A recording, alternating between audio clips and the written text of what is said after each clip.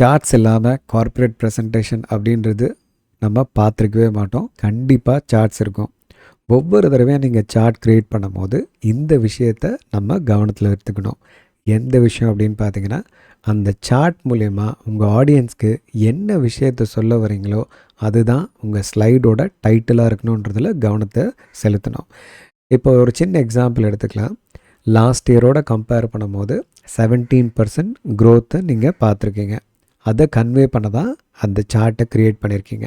அப்போ உங்கள் டைட்டில் எப்படி இருக்கணும்னா 17% growth in sales compare to last year அப்படின்றது தான் டைட்டிலாக இருக்கணுமே தவிர, எது டைட்டிலாக இருக்கக்கூடாதுன்னா திஸ் இயர் சேல்ஸ் பர்ஃபார்மன்ஸ் இல்லை சேல்ஸ் பர்ஃபார்மன்ஸ் அப்படின்றது டைட்டிலாக இருக்கக்கூடாது.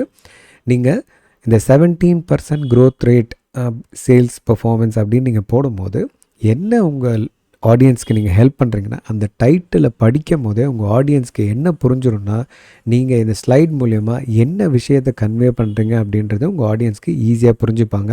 கீழே இருக்கிற சார்ட் அதை சப்போர்ட்டிங் ஃபேக்ட் தான் அப்படின்றது ஆடியன்ஸ்க்கு புரிஞ்சிடும். எங்கே கவனம் செலுத்துகிறோன்றதும் அவங்களுக்கு தெரிஞ்சிடும். உங்களோட விஷயமும் ஈஸியாக கன்வே ஆகிடும். ஸோ அடுத்த தடவை சார்ட்ஸ் க்ரியேட் பண்ணும்போது நீங்கள் சார்ட்டில் என்ன விஷயத்த சொல்லணும்னு நினைக்கிறீங்களோ அதுதான் ஸ்லைடோட டைட்டிலாக இருக்கணுன்றதில் கவனம் செலுத்துங்க. மறுபடியும் இன்னொரு இன்ட்ரெஸ்டிங்கான ஃபேக்டோட உங்களை சந்திக்கிறேன். அது வரைக்கும் உங்களிடமிருந்து விடைபெறுவது உங்கள் ஹரிஹரன்.